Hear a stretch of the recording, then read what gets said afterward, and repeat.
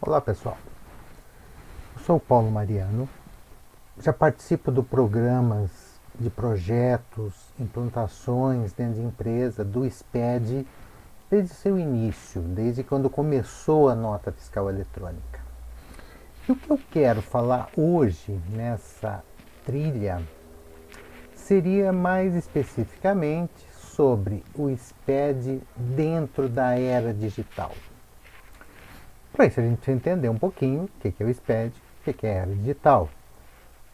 Vamos, sim, superficialmente, só para iniciar, começar a esquentar algumas coisas.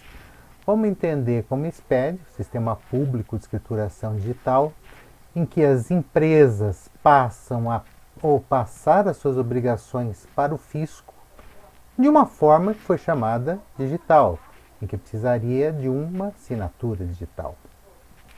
Então essa era digital passa a se usar tecnologia, passa a se usar internet, para que a gente possa cumprir as nossas obrigações com o governo. Inicialmente vamos falar mais dos governos estaduais e municipais, federal. O municipal ele vai ficar um pouco fora disso, como já está desde o início, pela sua quantidade de municípios, pelas dificuldades. Alguns grandes municípios já têm nota fiscal eletrônica, mas ainda está se tentando formar dentro de um projeto SPED. Por isso, quando a gente fala que a gente precisa entender as responsabilidades que a empresa pode ter dentro da era digital, passando as informações que ela sempre passou, só que ao contrário do que ia antigamente, ela não fica mais aguardando o fiscal pedir essa obrigação. O que ela faz? Ela pega essa obrigação, entrega e o fiscal pode acessar durante o prazo de fiscalização. Claro, o que o fisco precisa de obrigações fiscais para saber se a gente está recolhendo ou não está recolhendo imposto corretamente? Então a gente pensa inicialmente nas questões do IPI, pensa na questão do ICMS, pode pensar no PIS/COFINS, imposto de renda, contribuição social, as várias obrigações que a gente tem que entregar para o fisco, que demonstrar para o fisco que a gente está fazendo as coisas adequadamente. Então, o que a gente precisa? Primeiro, entender o que o fisco quer. O que o fisco efetivamente está querendo?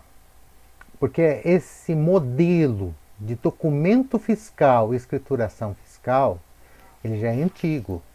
Ele vem com um convênio sem número de 1970, vamos falar um pouco mais do CMS, em que criou o documento fiscal para que possa saber se eu devo ou não devo imposto para o governo.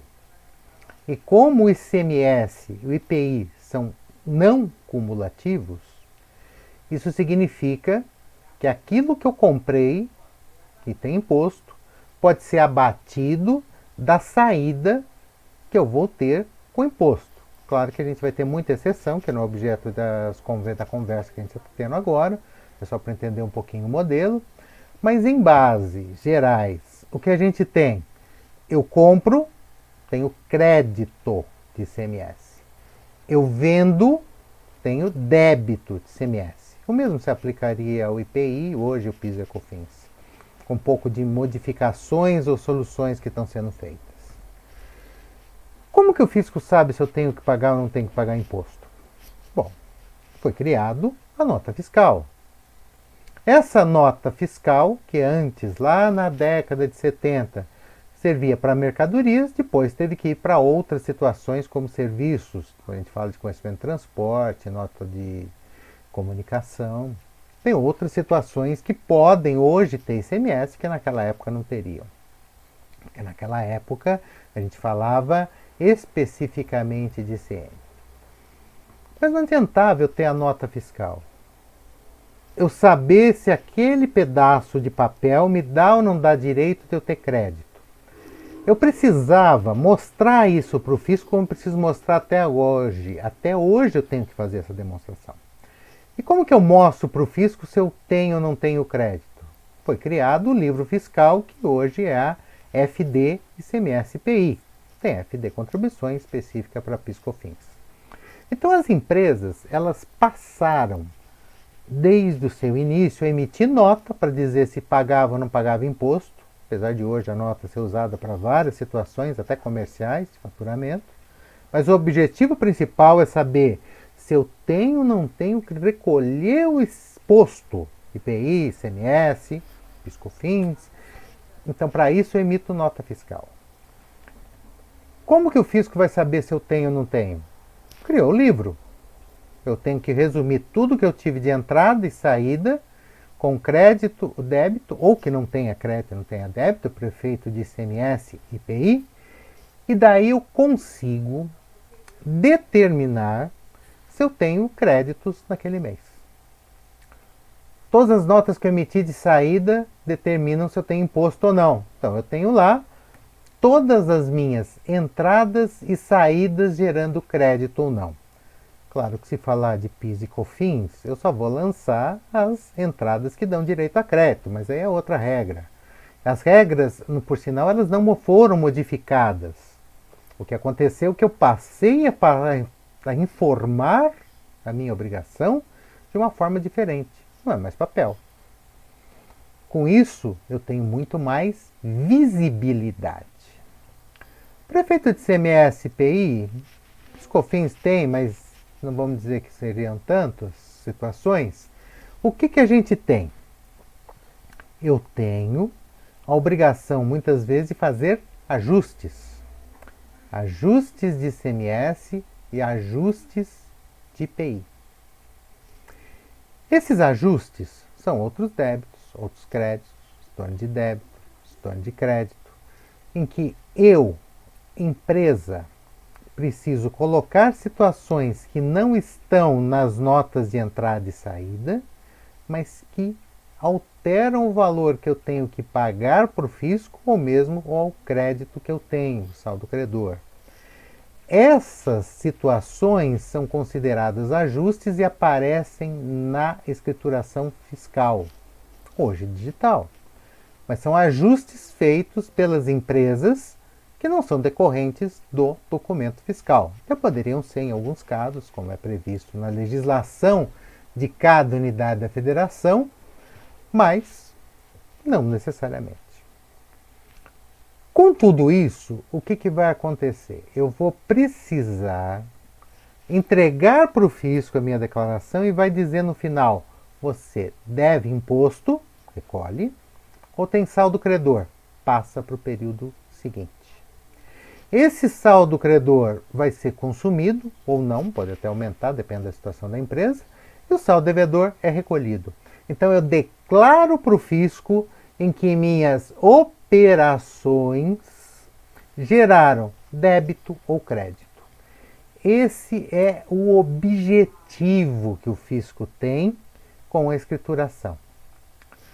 Só que lá, em 1970, a gente não tinha como ter detalhes do documento fiscal, nem detalhes na escrituração. Então era um resumo, é um resumão.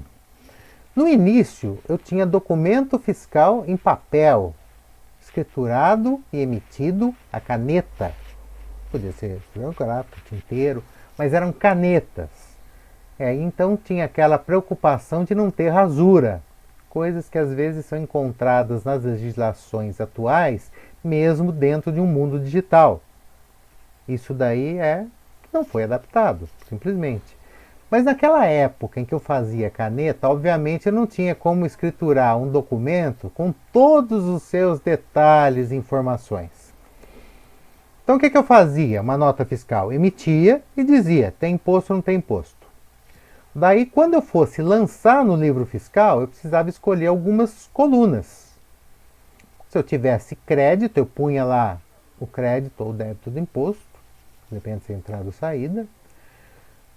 E se eu não tenho crédito nem débito, eu não tinha imposto. Aí tinha duas possibilidades. Ou eu lançava como isento ou não tributada, se a operação é isenta ou não tributada, ou outras, diferimento, suspensão, casos que não são isentos e não tributados, outras situações. Então se acostumou a fazer todo o controle fiscal quando foi aparecendo as estatísticas, considerando essas situações: valor contábil, total da nota, imposto, se tem como débito ou crédito, isentas ou não tributadas, se não tem imposto, ou outras. Se não é isenta e não tributada, é outras. E se eu tiver uma operação que venha com imposto e não gere crédito, eu poderia também estar lançando em outras. E o valor contábil sempre o total da nota. Isso começou a vir com a necessidade dos ajustes. Então foram criando campos de outros débitos e outros créditos, e o fisco foi criando espaços para que a empresa pudesse fazer suas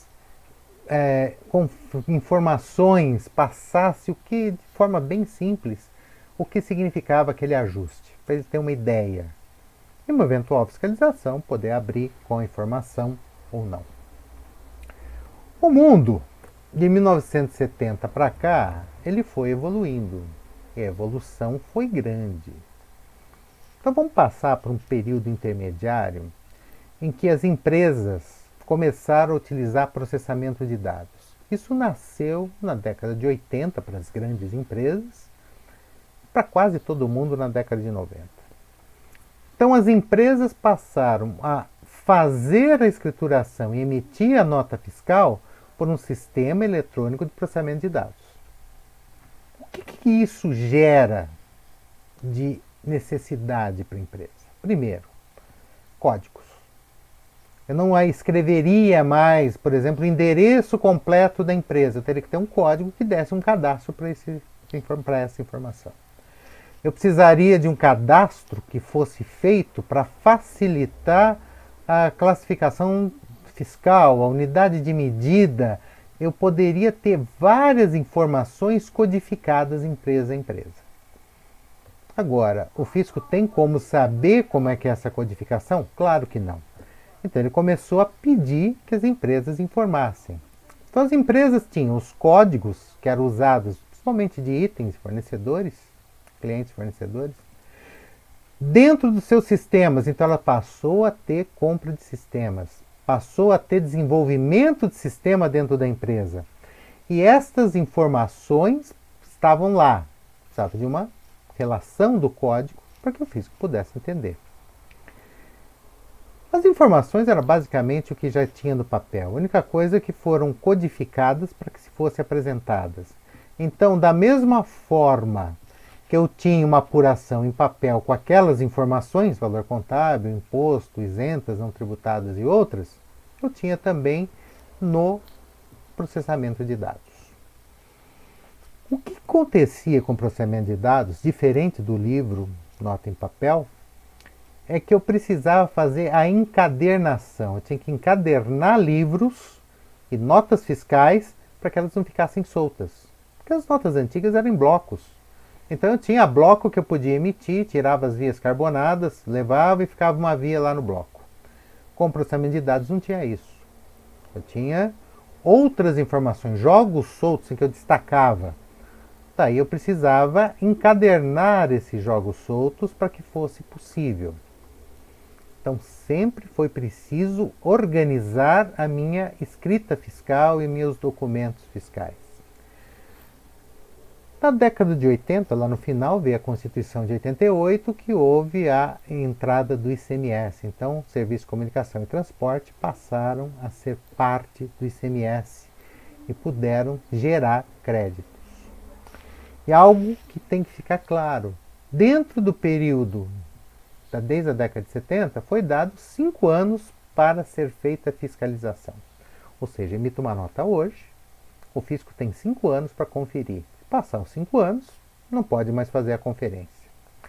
Esse prazo, podemos dizer que lá na década de 70, que era papel e que o fisco tinha que pedir o documento, não era um prazo assim tão pequeno, mas também não era tão grande.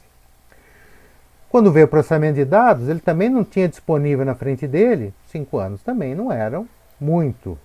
Ele tinha que pedir o documento e avaliar se tinha alguma coisa. Quando vem a escrituração fiscal digital, os 5 anos são mantidos, mas ele já tem possibilidade de utilização do documento desde o início, desde a emissão. Ele já pode conferir o que foi feito, que já vai para a base de dados do fisco.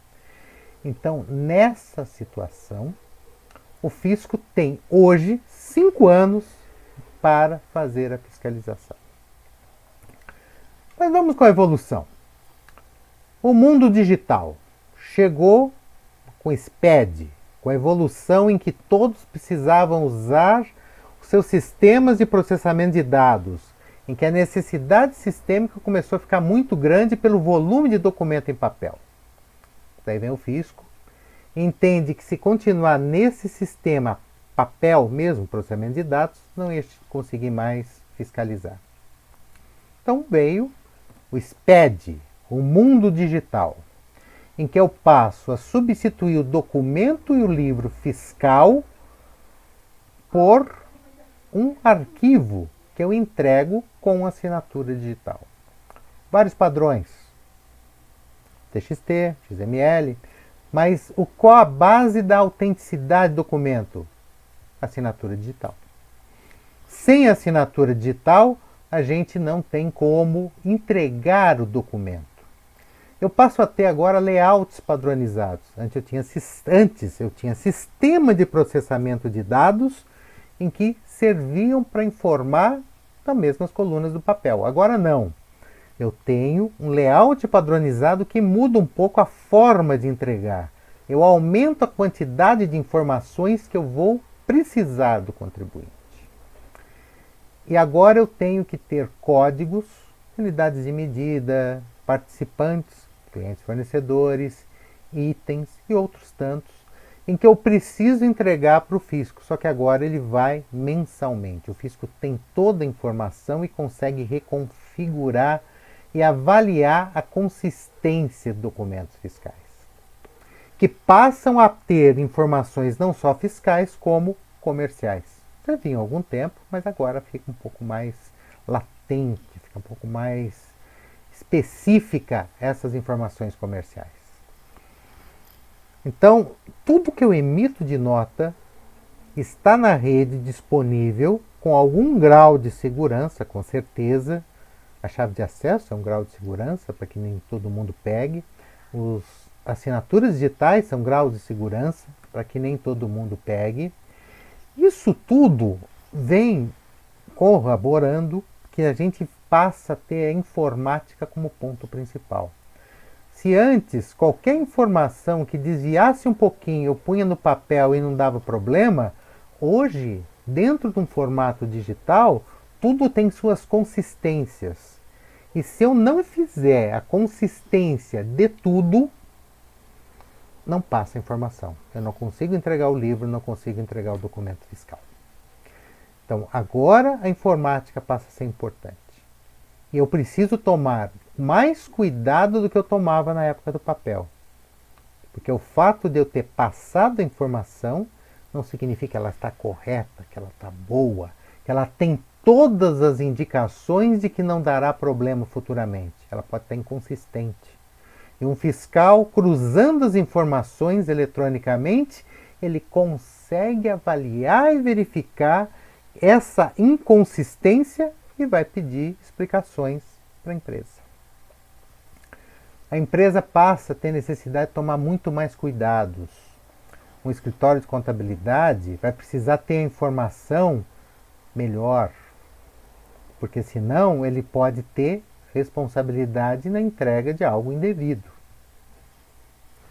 Ele vai ter que ter a certeza máxima possível de que ele está informando todos os documentos que ele consegue informar.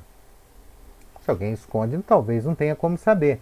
Mas se sabe que tem documentos e não lançou, ele pode ter responsabilidade nisso. A era digital, ela vem com as informações na base de dados da Receita Federal. Mas alguém já imaginou como que a Receita Federal foi evoluindo ao longo do tempo? Para isso eu peguei uma breve linha do tempo que está disponível no site da Receita Federal. E desde 1995 a gente já tem informações que a Receita Federal começou a utilizar a internet. Então, em outubro de 95, a Receita começou a divulgar informações na internet, mas utilizava o site do Ministério da Fazenda. Ainda não temos o site da Receita Federal em 1995. Em março de 96, ele lança uma homepage específica do imposto de renda dentro do site do Ministério da Fazenda. Então você já começa a ver visualizações dentro do Ministério da Fazenda, mas já começa a ver informações específicas da Receita Federal. Em setembro de 96, a Receita Federal criou o próprio site. Então a gente passa a ter em 96, setembro mais especificamente, informações da Receita Federal, coisa que temos até hoje. E cada vez mais esse site vai acrescentando informações, vai melhorando, vai passando e vai tendo mais informações e mais consultas. Em outubro de 96, passou a ser disponível a consulta da restituição do imposto de renda pessoa física. Então eu já passaria a ter condições de consultar se eu teve restituição ou não. Em março de 97, houve a entrega da declaração de imposto de renda pessoa física via internet. Então, com a entrega das informações da declaração de imposto de renda, não ser mais em disquete, ou ser em CD, ou ser numa mídia que eu tinha que entregar isso no banco em determinado momento. Eu podia fazer isso pela internet. No início. No começo, muita gente ainda não fez, como tinha declaração em papel ainda em alguns momentos. Vamos avançar um pouquinho mais, janeiro de 98. Houve o serviço de certidão negativa via internet destinado às pessoas jurídicas, coisa que a gente tem até hoje. Então já começou a ter a possibilidade de pedir essa certidão via internet. Um pouquinho mais, chegamos em setembro de 2000, a Receita Federal cria o serviço de correio eletrônico. Então ela passa a ter a base de um sistema de informação do fisco para os contribuintes. Essas informações, a Receita criando, facilitando a consulta dos contribuintes, ela chegou em julho de 2002 a lançar o Siscomex, que é um sistema que é utilizado nas operações de importação e exportação. Hoje a gente já está indo para uma outra fase, já tem portal único de comércio exterior, já está iniciando, já começou com a parte de exportação, estamos fazendo pilotos em importação, mas isso começou em 2002, quando veio o Siscomex. Em agosto de 2002, chegou a consulta pública do CPF, para saber se meu CPF está correto, está bom ou não está bom. Se ele está com algum problema ou não está com algum problema. Então eu passo a ter mais condições de verificar. Em outubro de 2002, veio o Receita 222, que é um atendimento virtual. Então passou a ter canais de notificação do contribuinte, melhorias no processo de malha fina, mais contribuintes sendo pegos e mais contribuintes tendo canais para verificação do que está acontecendo. Daí a gente vai para novembro de 2002, que eles estavam fazendo várias coisas, e lançaram o site do Leãozinho. O que é esse site do Leãozinho? Está dentro da Receita Federal. E ele fala sobre cidadania, educação, fisco para crianças e jovens. Tudo isso que está sendo feito é uma forma de maior comunicação e divulgação da Receita com o contribuinte. Então, ele está dando informações, melhorias de consultas, ensinando educação efetivamente para que não tenha tanta sonegação.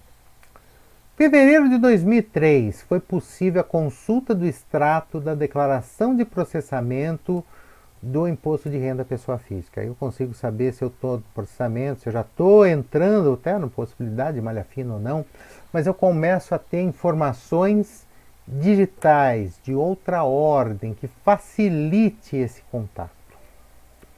Outubro de 2003, o site da Receita Federal foi eleito um dos 5 melhores do mundo na categoria e-governo, ou governo digital. A Receita trabalhando firme em relação a tudo, comprando equipamentos, melhorando sua forma de consultas, melhorando seu acesso aos contribuintes, dando mais transparência, mas fazendo muito mais cruzamentos, com certeza. Ele começa a ter uma fase em que ele vai cada vez mais buscando informações para conseguir entender se está sendo recolhido corretamente ou não os tributos. Agosto de 2004, consulta o extrato simplificado do imposto de renda. Então eu já tinha possibilidade de fazer a consulta ao extrato, agora tem um extrato simplificado. Chegamos em novembro de 2005. Lançamento do site, né? Mais especificamente, memória da Secretaria da Receita Federal, em que a gente começa a ver o que foi feito ao longo do tempo.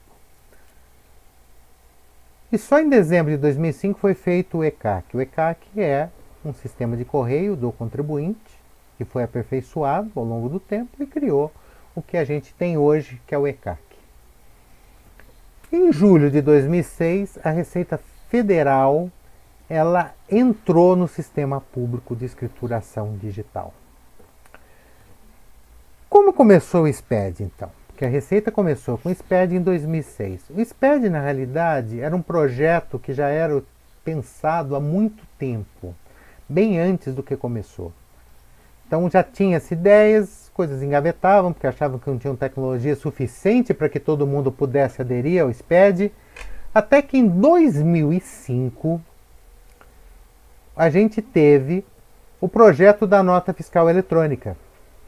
A nota fiscal eletrônica foi o início de tudo, em que um grupo de empresas do piloto começou a participar, ajudou a desenvolver e deu as bases de início da nota fiscal eletrônica. Isso foi tão rápido e tão eficiente que a Receita Federal resolveu desengavetar mais 2 projetos que ela tinha. A escrituração fiscal digital, FD, e a escrituração contábil digital, o ECD. Claro que hoje a gente tem muito mais projetos do que isso. Mas na época a ideia era mais esse daí. Isso começou em 2006. Se a gente for, na época, 2006, estava sendo desenvolvido junto com a Receita uma outra coisa, que eram atos COTEPs, o 35, que depois foi modificado pelo 70, em que eu passaria a ter várias informações fiscais nos moldes do SPED, que eu teria que fazer e entregar para o meu estado no que se chamava na época de Sintegra. Então eu passaria a ter informações da nota, detalhes da nota, resumos, basicamente o que eu teria aqui. Eu não teria outras informações além disso. O que aconteceu em 2006? Em 2006, a gente teve esse início. Então foi criado grupos para estudar esses 2 novos projetos. Em 2007, já que eram projetos diferentes, se separou o que era ECD do que era EFD. Então, na hora que eu tinha o ECD e na hora que eu tinha o EFD separados, eu passei a ter grupos mais focados. Tanto que chegou em 2009, apesar de entregar desde o início, a gente teve o início das entregas do ECD e do EFD. E a partir daí começou a se desenvolver novos projetos. Mas esses novos projetos em nenhum momento tiraram as premissas iniciais, que eram eliminar a emissão de documentos fiscais, livros fiscais e contábeis. Compartilhar as informações. Qual que é o principal objetivo disso? Além de eu eliminar tudo que eu tenho, eu deveria estar compartilhando informações. Então, em vez de cada estado ter uma informação isolada, eu teria um banco de dados que ficou com a Receita Federal, e esse banco de dados específico passaria a poder compartilhar com os outros estados todas as informações que teriam sobre o SPED. E onde está esse banco de dados? Na Receita Federal. A Receita Federal tem todas as informações de todo o projeto SPED armazenada e disponível, podendo passar para os estados e tendo acesso a essas informações. O que pode ajudar as empresas? Redução de custos de armazenamento de papel. Apesar de, no início, quase ninguém querer desfazer do papel, porque a cultura do papel ainda é muito grande, todo esse papel que era feito, todo esse papel que a gente tem, não era possível fazer um armazenamento nesse progresso. Então o que foi feito? Dispensa, vale o arquivo digital. Mas para mudar isso demorou um pouquinho. As empresas não queriam fazer essa alteração. Porque ainda tinha a cabeça do papel. Muitos fiscais pensam no papel. Mas hoje isso já está sendo mais real. Você realmente não tem tanto armazenamento físico, mas digital. Para isso, eu tenho que ter o controle do armazenamento digital, porque o fisco irá me perguntar e controlar digitalmente. Ele já tem boa parte da informação, vai pedir algum outro detalhe específico. Com isso a gente tem modernização dos processos e evolução dos processos. Tanto o que eu tiver de modernização e evolução tem que passar para o fisco, que está muito mais rápido que as empresas, e pelas empresas que vão ter que se adaptar a essa nova situação. O que eu posso ter de desafio de implantação dentro desse sistema? Eu tenho que internamente ter integração de sistemas, coisa que as empresas dificilmente têm.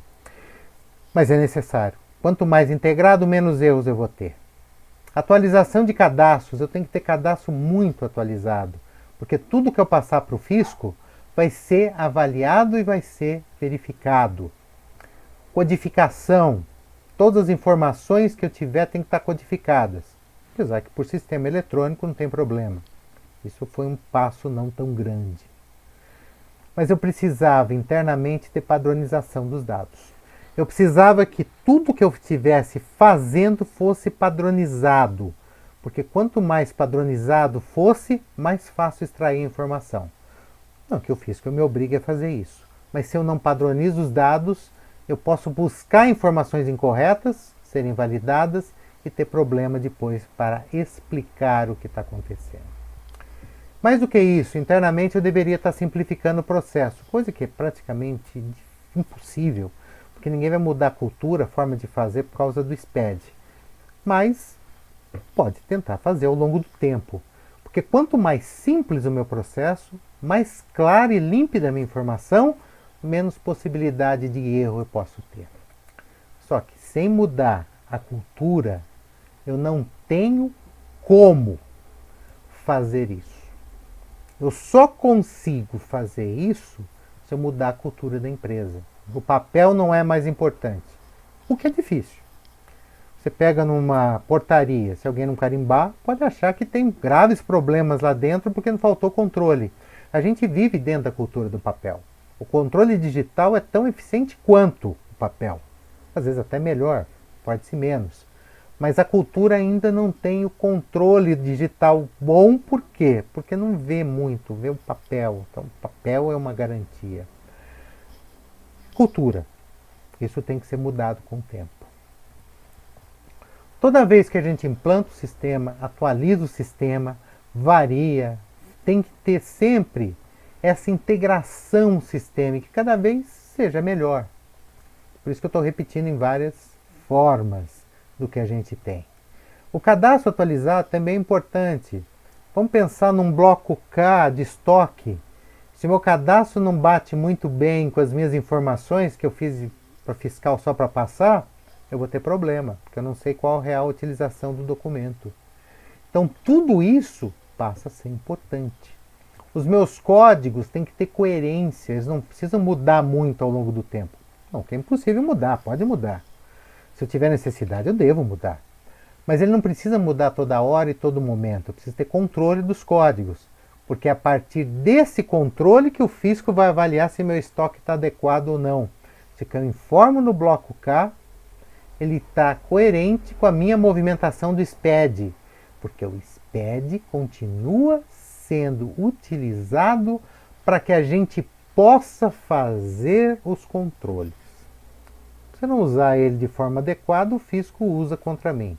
Se eu conseguir fazer os controles conforme os meus padrões que são usados pelo SPED, o fisco não vai ter muito que me punir, porque eles estarão com as informações mais adequadas. Tudo isso que a gente faz é para atender os procedimentos do SPED, que cada vez aumentam mais. O que a gente tem hoje? Documentos fiscais, vários, que não são usados por todo mundo ao mesmo tempo. Nota fiscal eletrônica, está no padrão SPED, vai para a base de dados. Conhecimento de transporte eletrônico está no padrão SPED. Nota fiscal de consumidor eletrônica está no padrão SPED. Bilhete de passagem está entrando. Manifesto de documento fiscal eletrônico e nota fiscal de energia. Energia elétrica também vai entrar no padrão SPED. Nota de comunicação ainda não está. Com o tempo entra. Então a gente tem parte em papel ainda, parte eletrônica. Mas lembre-se, tudo que entrar no padrão SPED pode ser utilizado para que eu possa melhorar meus controles. Se eu não fizer isso, passo, a declaração vai ser validada do mesmo jeito, só que eu vou ficar um passo atrás do fisco. O fisco vai ter muito mais controle da minha atividade do que eu mesmo.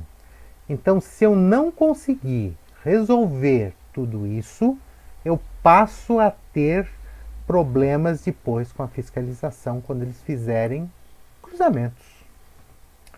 As obrigações fiscais que eu tenho hoje, algumas estão no padrão SPED.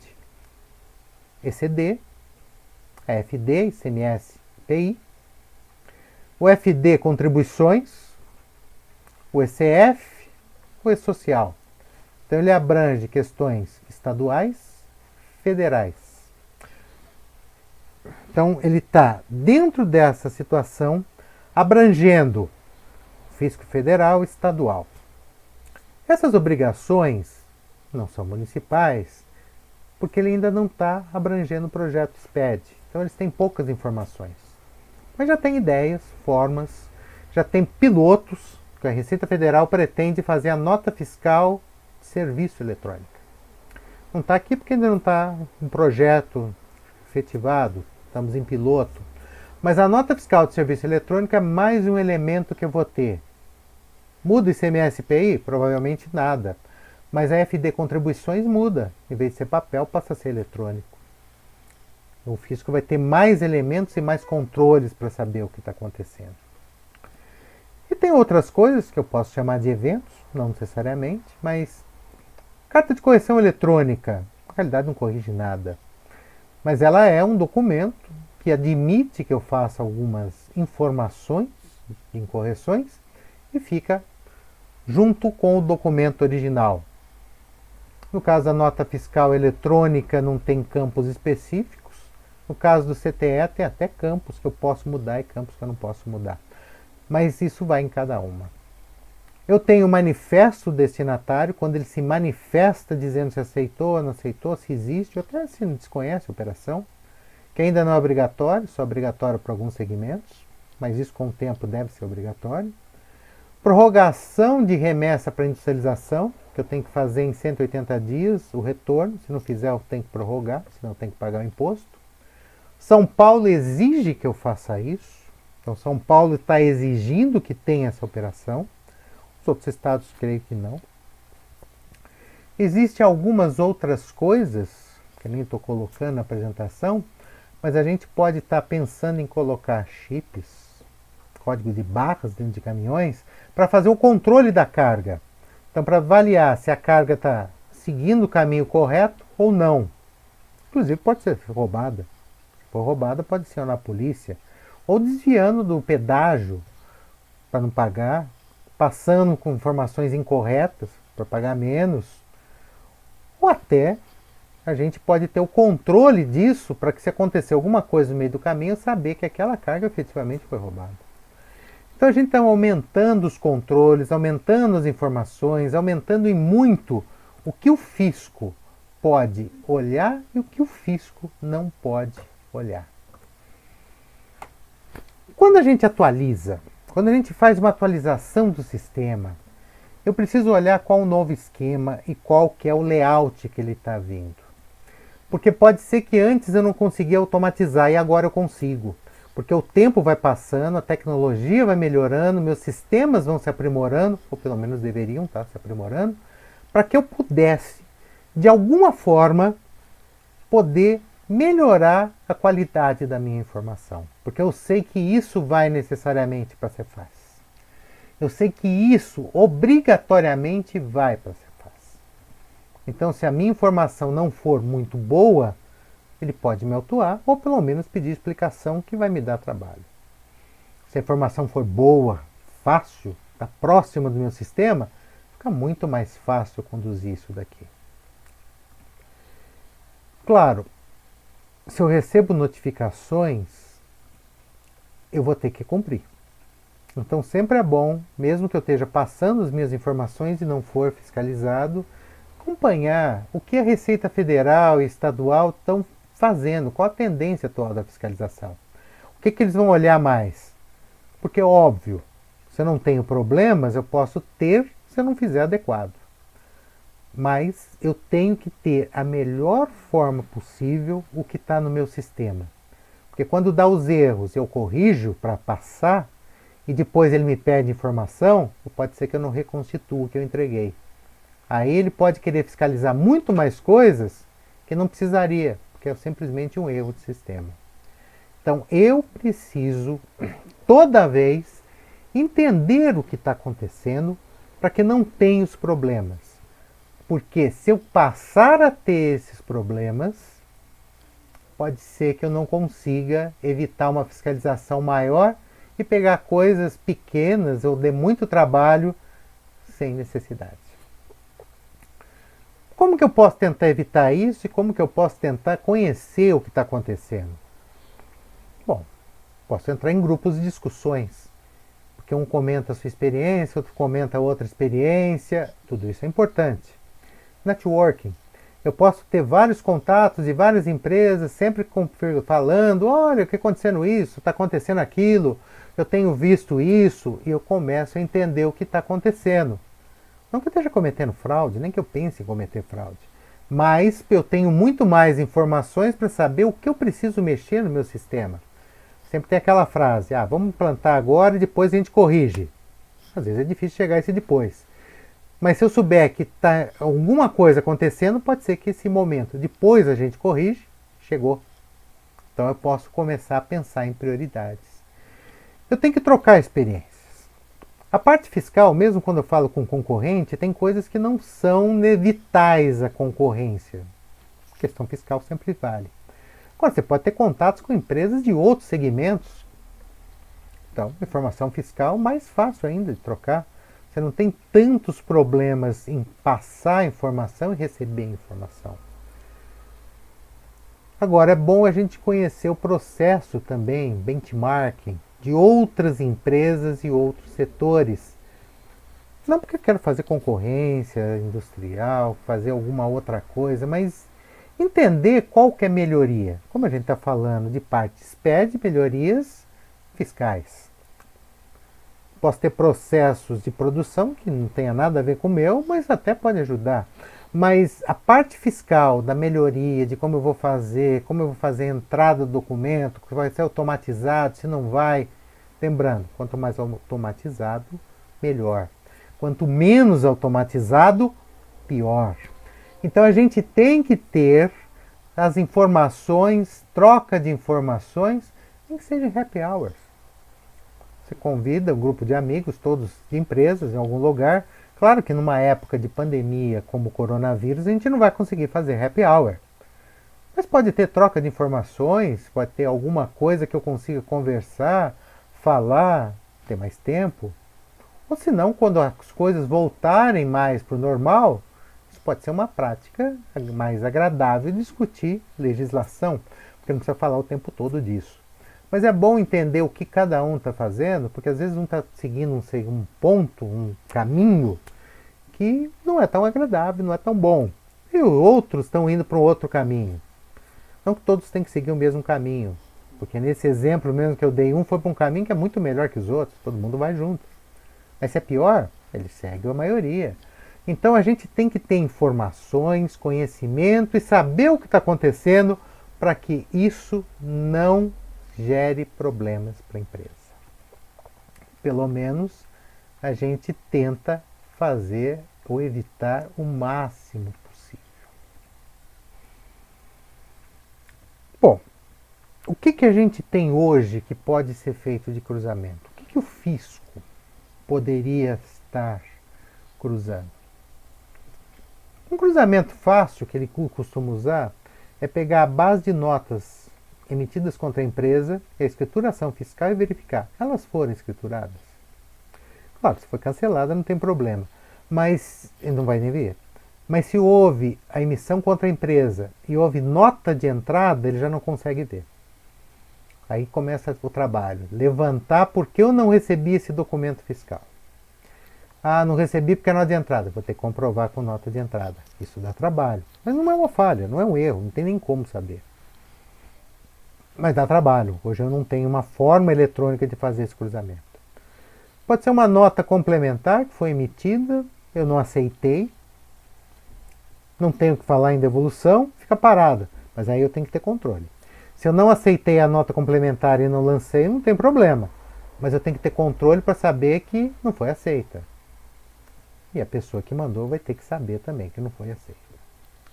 Vamos fiscalizar, por exemplo, só o FT, CMS-PI, contribuições, mas ele pode cruzar ao longo de um ano e verificar que eu lancei 2 ou 3 vezes a mesma nota. Então, fiz crédito indevido, vai autuar por causa disso. Ele vai pegar toda a minha base de dados da escrituração fiscal digital e cruzar ao longo de um ano. Ele pode verificar isso com relação ao bloco K, se meu estoque do bloco K está compatível com a movimentação que eu informo. Como é que ele vai saber a minha movimentação? Pelo bloco C. Pelo bloco C ele sabe tudo que entrou e saiu. Então ele sabe pelo código de entrada, que eu lancei, tive que lançar, e pelo código de saída, que está no meu documento fiscal.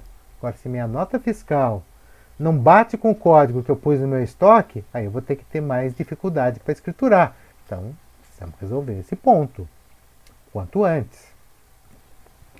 Pode ver se o crédito que eu estou lançando no ativo, por nota fiscal, outros créditos na apuração, depende do estado, batem com o bloco G, o que eu informei. Porque se não bater, tem alguma inconsistência, ou no bloco G, ou no meu lançamento. É uma coisa que muita gente esquece. Às vezes eu vou lá e vou retificar a escrituração fiscal digital. Se eu vou retificar a escrituração fiscal digital, eu vou ter algumas consequências. Por exemplo, IPI. Quando eu informo que eu devo de IPI, eu informo na DCTF. E minha apuração está na escrituração fiscal digital.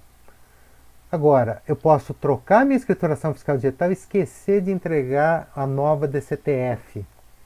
O que o fisco vai fazer? Cruzar e dar inconsistência. Vem perguntando o que está errado.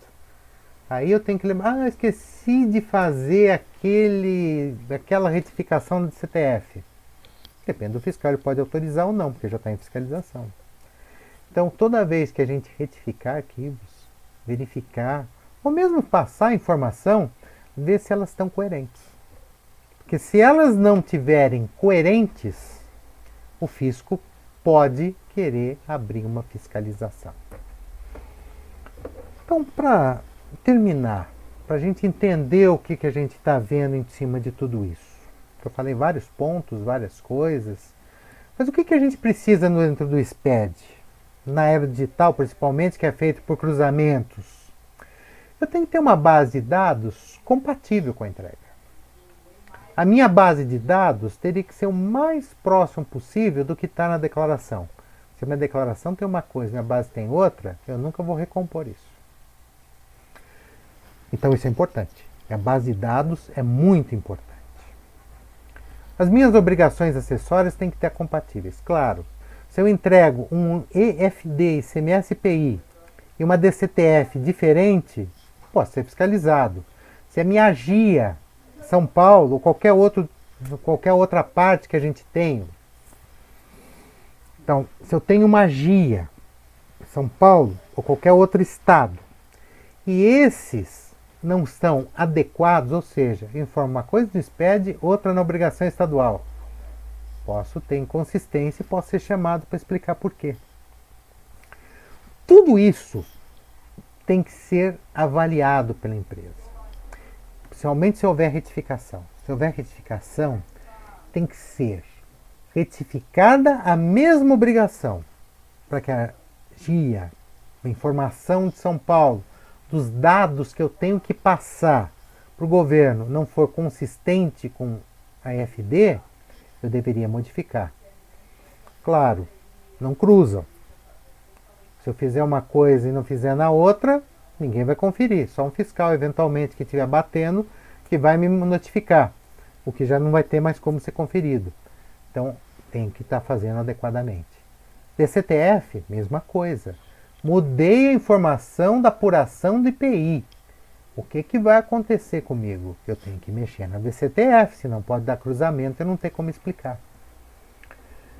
Eu preciso, como é tudo codificado, principalmente os ajustes estaduais, federais, eu tenho que estar sempre fazendo conforme definido por eles. Mas eu devo ter códigos de ajustes internos, códigos de ajuste estadual. Então, toda vez que eu tiver esse código de ajuste, que eu tiver na minha escrituração, no meu sistema, eu tenho que fazer um D para poder que o ajuste do Estado ou federal estejam sendo informados adequadamente. Se não forem informados adequadamente, o que vai acontecer? Vai ter inconsistência em algum momento. Eu não vou conseguir resolver essa inconsistência e posso ser autuado por informação indevida. Ou, na melhor das hipóteses, que não é tão agradável, vai barrar porque o código está incorreto. Até alguém descobrir que o código está incorreto em algum lugar e qual o código correto, eu posso ter que entregar isso em atraso e ter que ter penalidades pela entrega em atraso. Então eu tenho que sempre saber que o meu código tem uma correlação. Eu preciso fazer isso adequadamente. Eu também tenho que ter descrição de itens o mais adequado possível. Tanto no documento fiscal, para que não fique travado, para que não fique diferente. Porque a gente sabe que no documento fiscal eu posso ter duas barreiras. A do layout, que não vai passar, e o do próprio sistema, que às vezes é menor. Então aí trava a descrição. Não é adequado travar a descrição. Tanto no SPED quanto na nota, principalmente na nota, porque é o momento que o fiscal vai olhar. Então, quando ele passa por essas informações todas, ele vai olhar o que está sendo escrito. Se ele não entender, pode parar o veículo, pode parar o caminhão, e eu não tenho mais como fazer nada, porque o documento já está emitido. Emitir carta de correção? Só se ele aceitar. Se ele não aceitar a carta de correção, o documento está incorreto, eu posso levar uma penalidade por isso. Todas essas informações geram inconsistências no SPED. SPED na era digital significa informações adequadas para que eu consiga passar o máximo possível para os meus sistemas, que obviamente gerarão as informações que vão para o governo. Se na era digital eu penso como papel, faço aqui, depois eu ajusto, eu não estou vendo pelo todo, pela coerência, pela forma, porque uma coisa se complementa na outra, que puxa a outra, e a inconsistência aparece e às vezes eu estou mandando para o governo a minha inconsistência.